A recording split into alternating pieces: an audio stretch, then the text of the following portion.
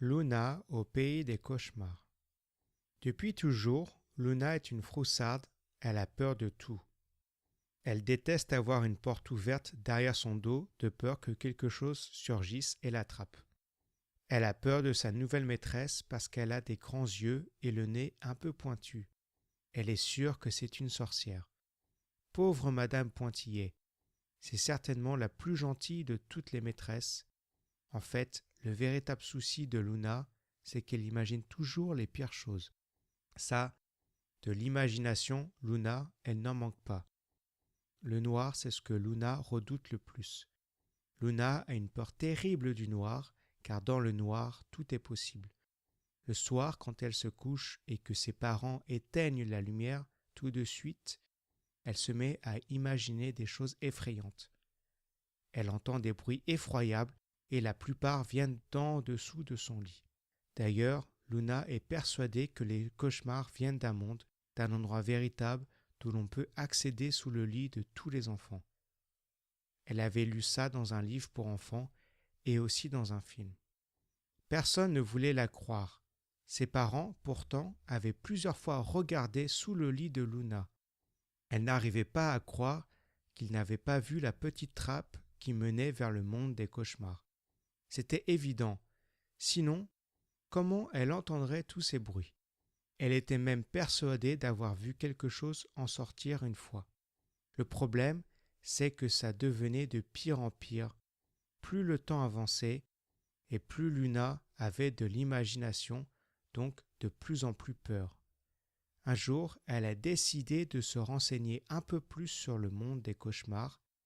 Elle a donc fait plusieurs recherches sur Internet, dans les histoires, les contes et légendes. Tous indiquaient la même chose sous le lit de tous les enfants.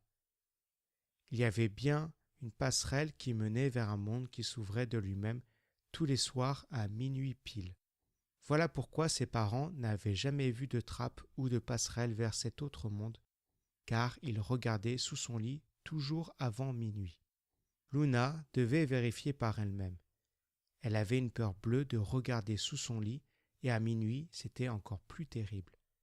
Sauf qu'à force de faire des cauchemars à répétition, Luna s'est décidée qu'elle allait s'entraîner pour pouvoir regarder sous son lit le soir à minuit.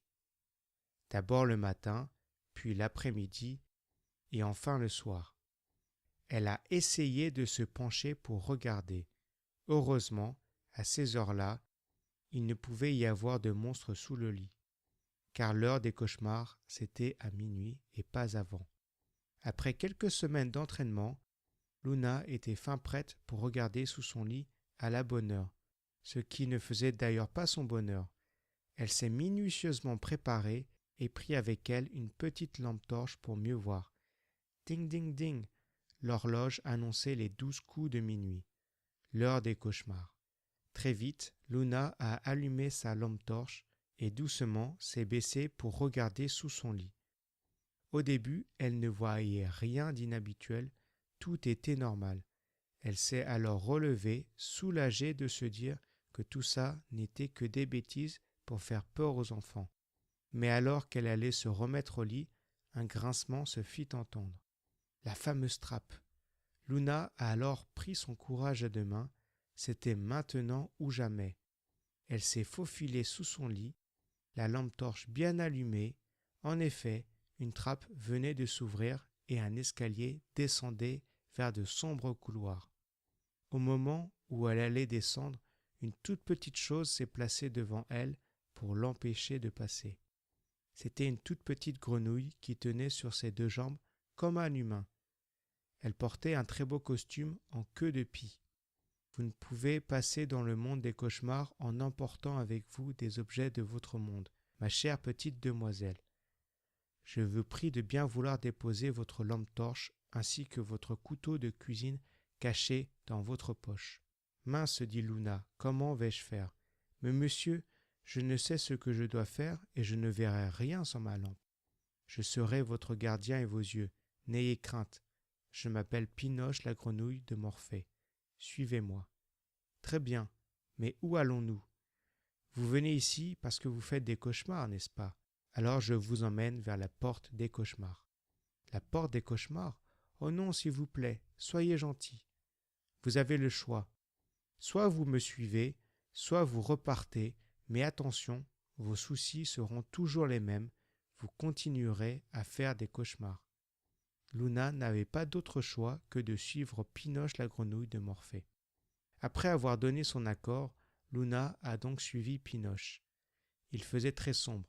Seules quelques torches éclairaient de temps en temps les escaliers qui descendaient sans fin.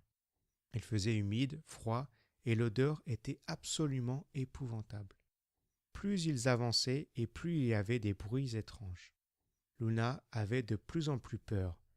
Une fois arrivés en bas, une grande esplanade se tenait devant eux, agrémentée de plusieurs colonnes gigantesques qui partaient du bas vers un plafond, se perdant dans l'obscurité. Pinoche, la grenouille de Morphée, s'est alors retourné vers Luna. « Nous voilà arrivés. Là-bas, il y a 2 portes. L'une est ouverte, c'est la porte des cauchemars. Tu dois la refermer. L'autre est la porte des rêves. Je te conseille de l'ouvrir seulement après avoir fermé la première. Car sinon, les cauchemars envahiraient le monde des rêves. C'est compris? Oui. Vous ne venez pas avec moi? Non, je ne peux pas. Toi seul peux affronter tes propres peurs, ma chère. Affronter? Mais pourquoi? À peine avait-elle fini sa phrase que Pinoche avait disparu. Elle était livrée à elle-même, toute tremblante de peur. Luna commença une lente traversée. Plus elle s'approchait de la porte et plus c'était effrayant, comme si ses peurs prenaient vie autour d'elle. Elles étaient toutes là, tourbillonnantes de tous les côtés. Des loups-garous, des vampires, des fantômes, des sorcières, des ogres. Mais Luna était forte et déterminée. Elle fermait les yeux pour mieux avancer et donner des coups dans tous les sens. Et lorsqu'elle est enfin arrivée, elle ferma violemment la porte des cauchemars. Toutes les peurs de Luna se sont faites aspirer, le cauchemar était passé, le calme régnait. Alors Luna s'est rappelé ce qu'avait dit Pinoche et elle est allée ouvrir la porte des rêves. Tout à coup, tout est devenu lumineux et somptueux comme dans un rêve magnifique. Des elfes, des fées, des licornes et plein d'autres créatures magnifiques sont sorties. Ça y est, Luna était enfin libérée de la peur. Ainsi, tous les soirs, Luna rend visite à ses amis du monde des rêves et pas besoin de descendre maintenant parce que pour rejoindre le monde des rêves, il suffit tout simplement de fermer les yeux et d'avoir de l'imagination créative. Et de l'imagination créative, Luna, elle n'en manque pas.